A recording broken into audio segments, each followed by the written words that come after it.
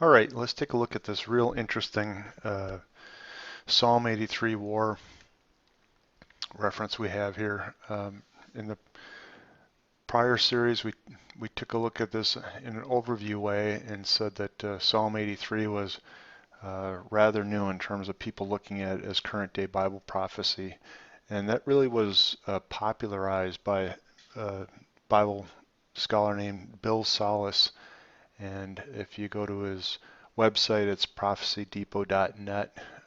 You'll see he's got several books on this topic, very exhaustive. If you read his work, you can get impressed immediately with the amount of detail and backup and reference, scholarly work that he put into this, really because it had been more or less a missed prophecy over the years. Different Bible scholars had identified Psalm 83 as likely an unfulfilled prophetic passage in the past, but Bill Salus drilled into it, wrote books about it, and just in the recent 4 or 5 years has really put this prophecy on the map, if you will. And so we're going to take a look at Psalm 83, maybe one or two of the related passages, but more importantly, Psalm 83 references people groups that surrounded Israel back in the day that the psalm was written, which was in about 1000 BC. Um, Somewhere in there, the psalm writer was Asaph, who was part of the King David's temple group, but he was also a seer. He was um, both a Levite and worked in King David's temple, and he was a seer, which would be a prophet. And so it bolsters this both as a prophecy, um, and you can see with the number of passages that other prophets made reference to these same people groups that surrounded Israel.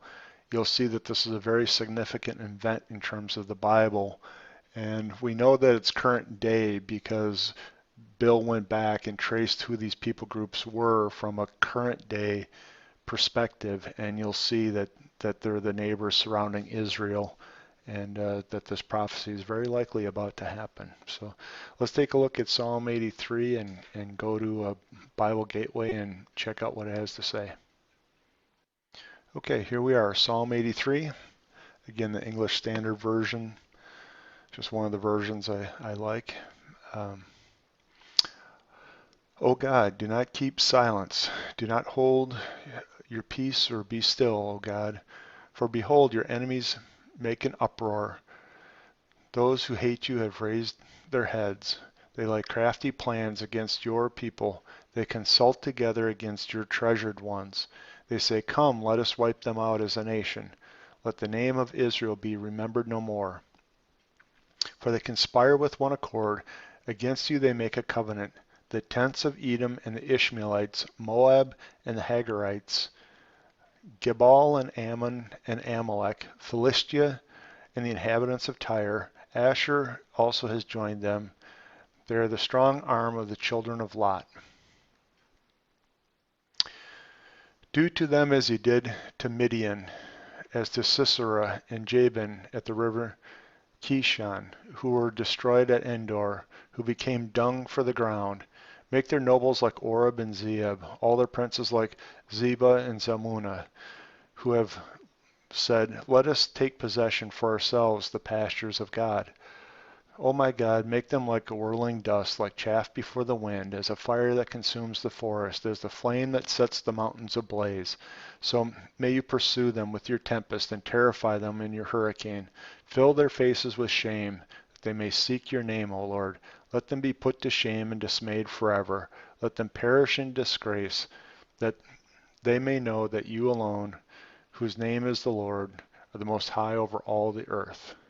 Okay, well, a lot going on here, and again, books have been written with this psalm being the basis of the book, so we're just going to hit this at a very high level. Go to prophecydepot.net for Bill Salus's website, and you get a whole bunch of articles and books, you can drill into this one. So this psalm starts off with a petition to God, and it's the psalmist is saying, hey, look, there's these people they're conspiring against your people, God, against the Jews, and they say, come, let's wipe them out from being a nation, let the name of Israel be remembered no more. And what's significant about that is, although the Jewish people in the land of Israel, going all the way back through the millennia, have always been hated by the surrounding populations and tribes. If you look at the current day Hamas and the Muslim Brotherhood, their charter sounds exactly like this. Go Google Hamas charter or the Muslim Brotherhood charter, and you'll see this is exactly the words that they're using, that they want to wipe the nation away.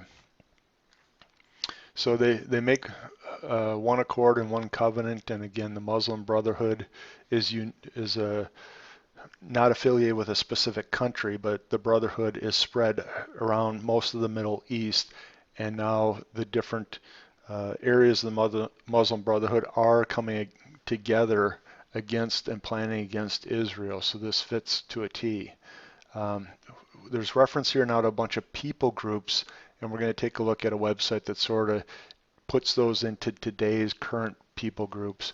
But one important thing here is the tents of Edom is referenced first. And in Bible study, a lot of times, or just about every time, there's a list of something. The first thing in the list is the most important, or the leading part of the list. And here we see the tents of Edom. And from a Bible study standpoint, tents can refer to either refugee conditions or in preparation for war or battle, like you surround a city to take the city in battle.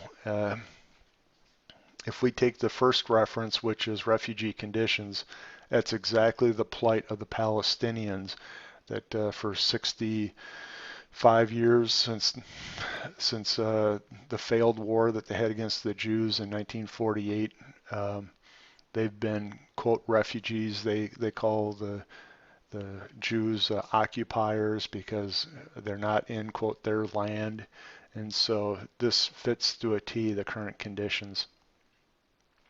We'll also see at the bottom, and again, another little reference just within this passage of why we know this is probably a current day event, is let them be put to shame and dismayed forever, that they may perish in disgrace. Well, as I mentioned before, the history of the surrounding nations around Israel has always been to be at a state of war or fighting against Israel and the Jews.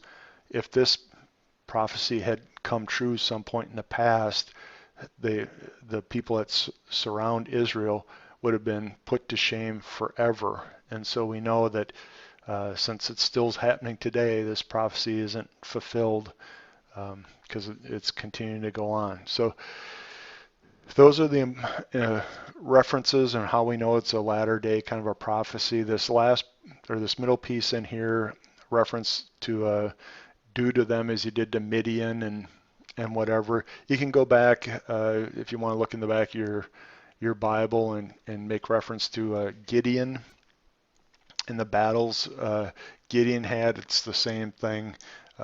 You'd have to go back. Wow, it's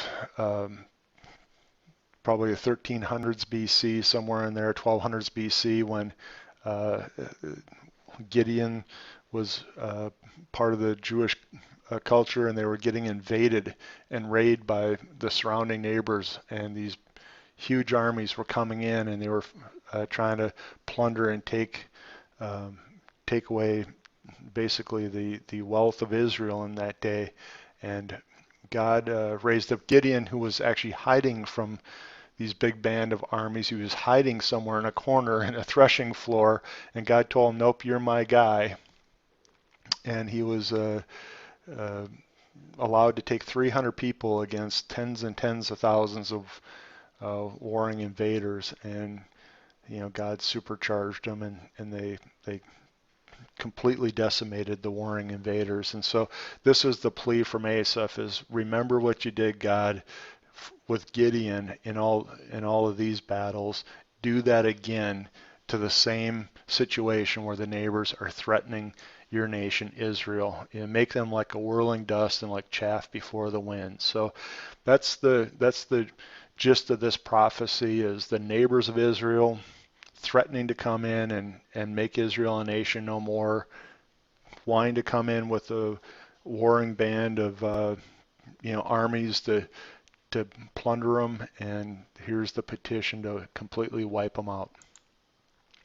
So we had all these different people groups referenced, and you can see them here on the left-hand side. More importantly, what is that reference to today?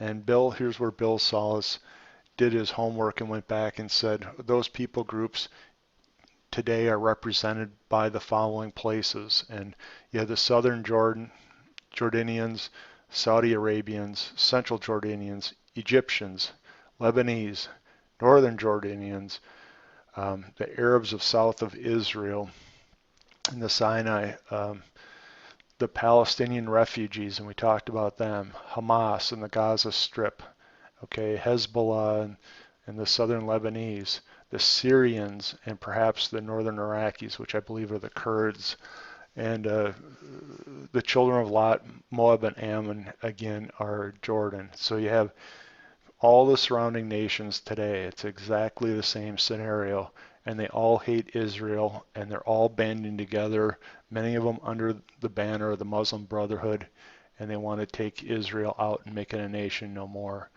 So for this prophecy, you can take a look at the news on almost any given day, or take a look at the Jerusalem Post, jpost.com, or Ynet News, and you can see daily that this prophecy is forming.